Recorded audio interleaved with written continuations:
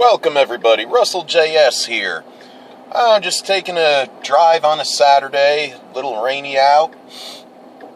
Want to check out some cool stuff from my childhood. How's it going, old schoolers? You are Kicking It Old School, and I'm your host, Russell J.S., formerly Dr. Old School. Right now I'm about to make a U-turn on Highway US 41 in North Fort Myers. I want to show you some kind of relic from the past that they closed down, and, well, I guess they're gonna condemn it. I don't know. It's gonna be something, I know for sure. Let's see if this is a way. If I can remember correctly, I think this is the way to get to this place.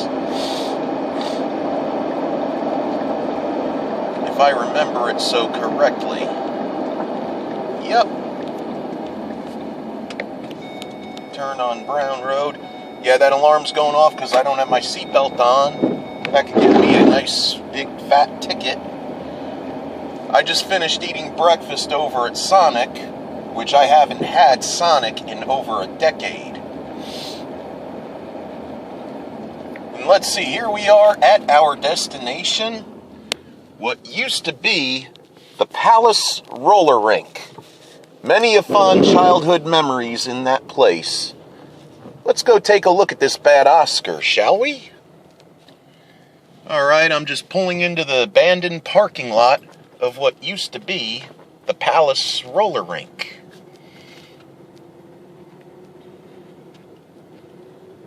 I can remember many of summer rec day camp trips here. And school skating parties that took place.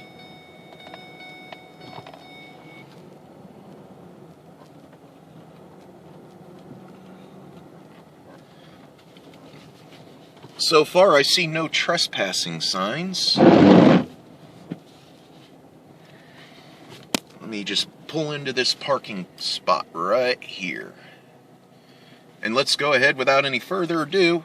Let's check this bad Oscar out, shall we? I'm holding my tablet right now as we do this.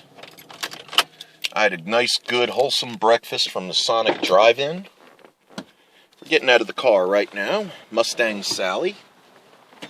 Alright.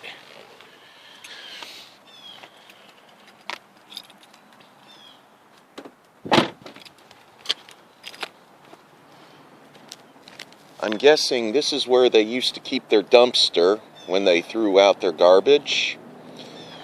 You know, from all the food and everything.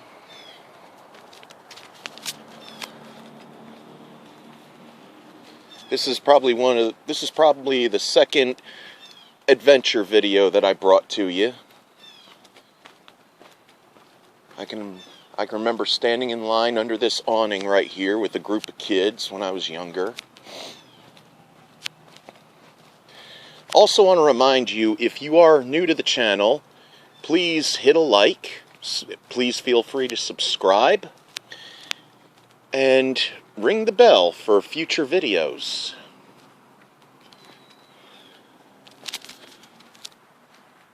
Let's see.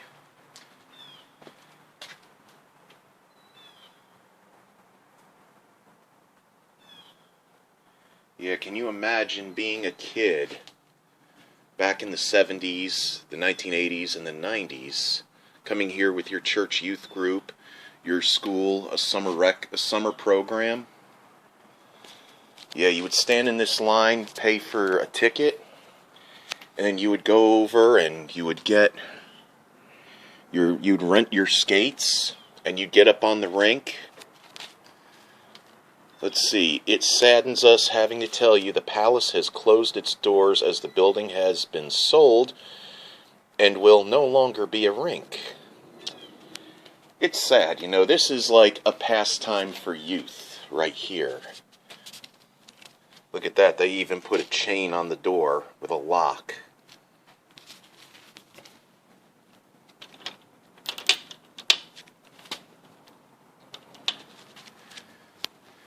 But yeah, I remember when I went with the summer rec kids, right there in that corner in the far parking lot, they would park the buses, and we would all get out single file and come right to this entry.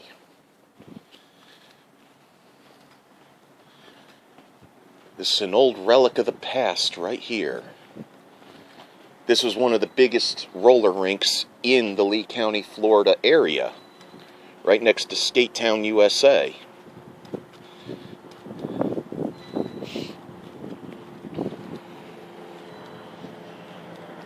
I would come here with the youth group. They would have video game machines. They would have a pool table. They actually had horses from carousels and bumper cars on the rink parked. I don't know why, but they did. But yeah, it saddens me to know that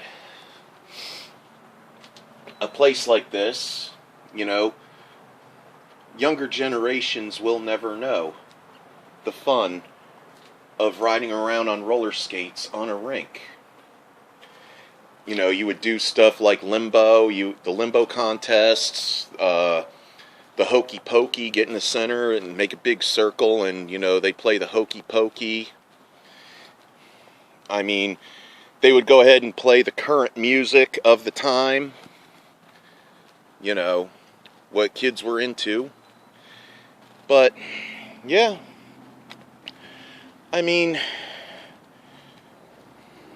it's a very old and dated building. They could have refurbished it, but for some reason they didn't. And I think that they went ahead and they just decided, after many years, it had to go. The Palace roller rink. I remember they would announce it on the school intercom that, on a particular Friday, they were going to be hosting a skate party at the Palace. And the teachers would hand out the permission slips, and it would show them, how much admission was, and, you'd go with your parents and have a skating party here. They had a whole line right up against a wall of video arcade machines, a pool table, and the food wasn't so great. They would charge you like $3 a slice of Domino's pizza or Little Caesars pizza, and they would, they charge you for $1.50 for a little cup of Coke, $2 for like a Hershey bar.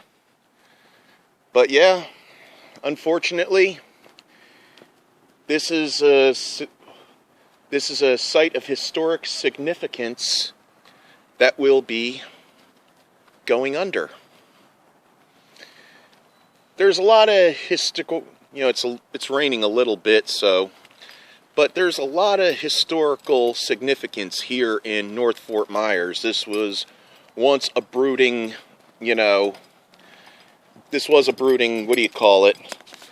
site of Americana, along with East Fort Myers. And there's a lot of old places like this where they're waiting for another developer's wrecking ball. It is sad that they have to go ahead and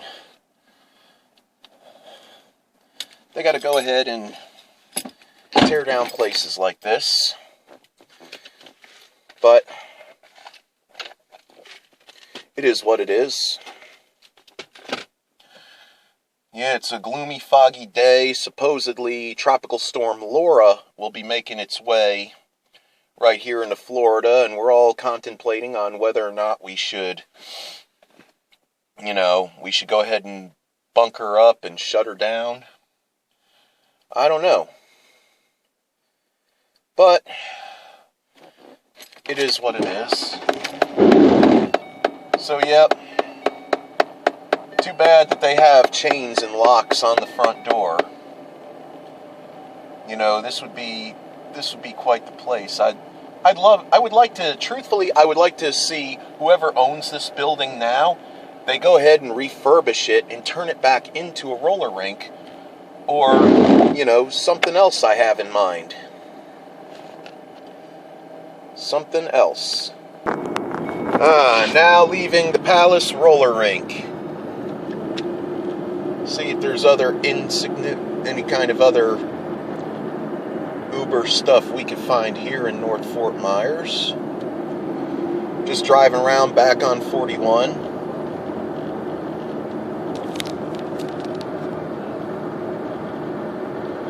I see that Sunoco right there was an old, that old gas station is still there after all these years. It used to be something else. It used to be like your regular mom and pop gas station. Alright, now we're turning off to somewhere. Show you another place.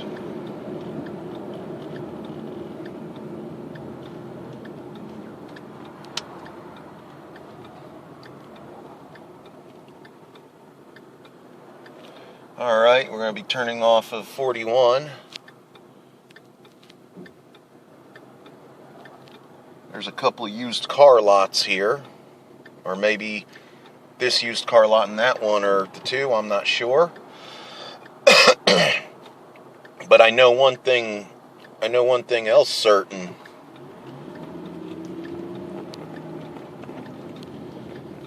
This place, this Abby's Autos, what looks like what used to be an old gas station, there used to be, I think my dad said supposedly, a go-go bar or a strip joint back in the 80s, because he went there with a friend of his. And then they had to shut down immediately because this church right here decided to build their congregation right across the street. And I don't know, I could be mistaken. I heard that there is a law where, I think there's a law where an establishment such as a strip club or a go-go bar, if a church decides to bring its congregation right next door and they want it removed, they have to remove it. They have to either shut down or go someplace else. I don't know, it is what it is. To me, stilt house. That's nice. To me, I think it's, despite the fact that I find strip joints to be a waste of time and a waste of money, I still say, hey, they got to make a living too. It's a legitimate business. But, hey, it is, again, as I said before, it is what it is. Ooh, vintage Camaro. Vintage Camaro. I ran over my neighbor. I wonder if I got that Camaro in the shot. Classic Camaro. Like I said, I'm using my tablet right now to film this. So, yep. Yeah, so here we are driving on the main drag of Highway US 41. Also known here in Fort Myers, it's also known as Cleveland Avenue. And a lot of people will call it the Tamiami Trail. The reason because it's the Tamiami Trail is because years ago, before they started building the interstates, this was the main road that you took to either go from Tampa to Miami or Miami to Tampa. That was supposed to be considered the quickest way. But it was proved not, so they just started building interstate highways. Thus, we've got, I-75 and I-95 where you could go ahead and, if you're taking I-95 and you want to get to Tampa, I guess you could take I-95 and hop on I-4, which would take you through, it'll take you through Orlando and it'll take you through other places, and that'll be a long way. Another quick way to get to Tampa from here would be you take I-75 and hang left on I-4. And that's another way to get to Tampa. But enough talk about Tampa and enough talk about Miami. We're here to see some historical significance. Alright. Well, now we're on Business 41, or Old 41. Traveling northbound into North Fort Myers. This is a kind of a really big adventure video. I think the last adventure video I took you on, I'd say this would be my third. I think that the last one I took you on was, God, I can't remember. I remember the first one was the Retro Zone Arcade. And, you know, I showed you that place, and, you know, I got a lot of views, and, you know, a few of you commented, and, you know, I guess you really enjoyed it.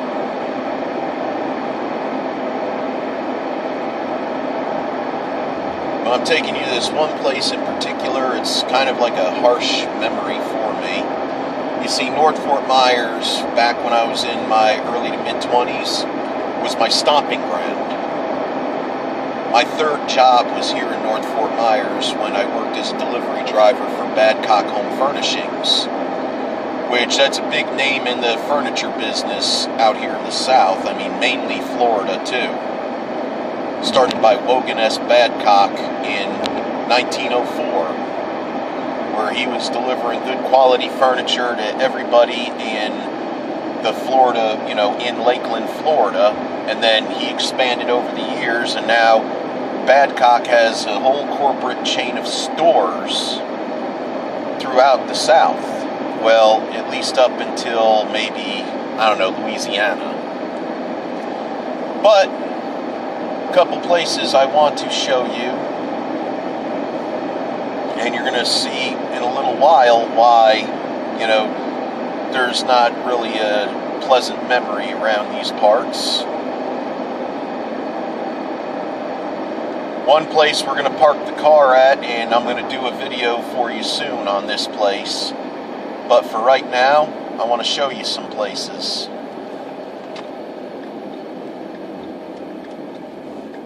I'm just going to park the car right here.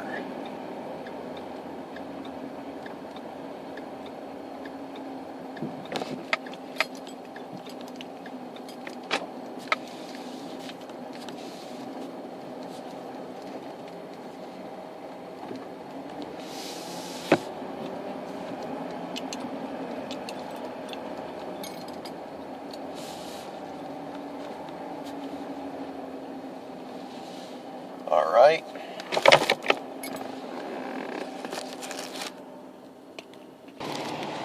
Alright, just had to park Mustang Sally right here over at the Shell Factory, which is a really big tourist attraction here in Southwest Florida. I will do a video of that shortly. You know, with all this coronavirus thing going on, you know, I've been meaning to do a lot of videos of different places to be at. But I want to show you a place that I used to live at. It's no longer there. So, you know, and, well, you know, it was a motel I lived at for $50 a week. I was with my ex-fiance at the time. I think it was toward the end of the relationship, and I didn't want to accept it at the time because I thought I was in love. Isn't it funny how things work out that way? It's just really weird that way. Alright. Here we are in this barbed wire fenced area where you see that man-made pond is what used to be the Blue Lantern Motel, which I had acquired residence toward the end of 2006 up until the beginning of 2007. It was a motel that looked a lot like the Bates Motel, except you didn't have a big Victorian house on a hill in the back. And you didn't have to worry about being stabbed to death while taking a shower. And they also had some empty trailer homes there as well, too. I lived there for a while. I was a warehouse manager at Rooms to Go at the time. And I had lost my driver's license due to a ticket I couldn't pay because of my ex-fiance's gambling addictions and other addictions she had. So when I lost my driver's license, I had to rely on her to get me to and from work, which proved impossible. So after a month of not showing up at least once or twice a week to work, I lost my job. I was let go because of her. And I had to rely on her to get me, you know, to find another job, because within 2 weeks I was going to be out. I was going to be out in the street with my van. So what I did was, back when there were pay phones, what I did was I called my mother. I dialed the 1-800-COLLECT because I had no change. I had no money, no nothing. At the time, I smoked cigarettes, and I didn't even have cigarettes. So she said, yeah, you can come back. You're always more than welcome to come back, but not your woman. You two have to be done if you come back, because we're not dealing with her anymore. And I agreed. So my dad drove over on his way home from work, and he helped me pack half the efficiency that I had. And I did leave. I left her kitten there with food and with litter and water, so that way I could go back. I wasn't going to leave. My fiance went ahead and threw her key at me. She was high on drugs. And she threw her key to my place at me and stepped out. So what I did was I went ahead and I took everything, half of everything that was mine with both keys, and I locked the place up.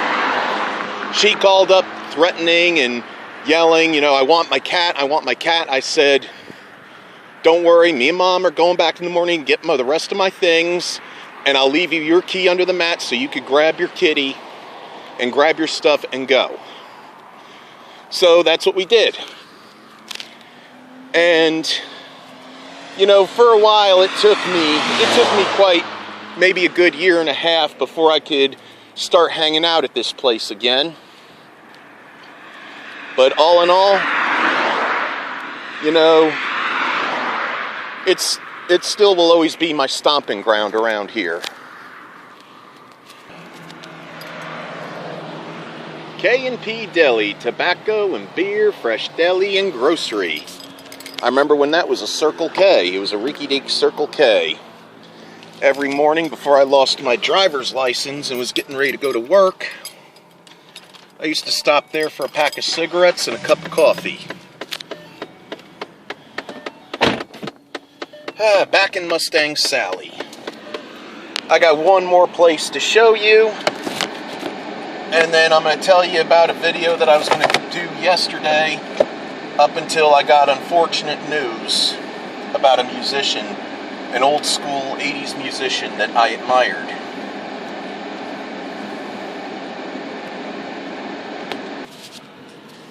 All-Star Lanes. The only bowling alley in North Fort Myers. All that's left is a parking lot of rubble. A place caught fire a few years ago and burned down. I guess it might have been a grease fire or aged electrical equipment. No one knows for sure, or maybe the owner decided to commit arson and collect insurance money. But that was one of my main hangouts back in the early 2000s and in the late 2000s and early 2000 teens, until it burned down to the ground. It had Nemo's Sports Bar there for karaoke, shooting pool, and chicken wings. Good place to go. I was sad to have heard that it went down. Whatever they're going to do with it, they're going to do with it. A lot of places with, like I said throughout this video, old school significance. Anyway, what I wanted to talk about was I was going to do a video to do a flea market haul on some stuff that I picked up at the flea market last week. I was meaning to do that when I got home from the flea market last Sunday, but, I was pretty tired and wiped out from the day. And I was going to go ahead and do the video last night, and then I got some unfortunate news. For all you old school metalheads out there, if you are a big-time heavy metal aficionado, I'm sure you'll remember the band Quiet Riot. Frankie Banali, original remaining member left in the band and drummer, passed away yesterday at the age of 68. He was fighting cancer, and it was stage 4 cancer, and unfortunately he passed away yesterday. My thoughts and prayers go out to his family, I got to meet the guy 2 years ago at a bike festival in downtown Cape Coral, Florida. He autographed, I got video of him where he was telling the story about Quiet Riot during the concert, and he acknowledged me because I was holding my copy, my vinyl copy of Metal Health, up with pride and dignity, up to the heavens as far as my arm can stretch. And, well, he passed away from cancer, stage 4 cancer yesterday. If you go to my group page, which is Russell J.S.'s Old School Nerd Life, you will see a picture of me and him together. Anyway, that concludes this video. Once again, if you like the video, hit a like. If you're new to the channel, subscribe. And ring the bell for more future videos. This is your old pal, Russell J.S., wishing you Godspeed, and may the Force be with you always.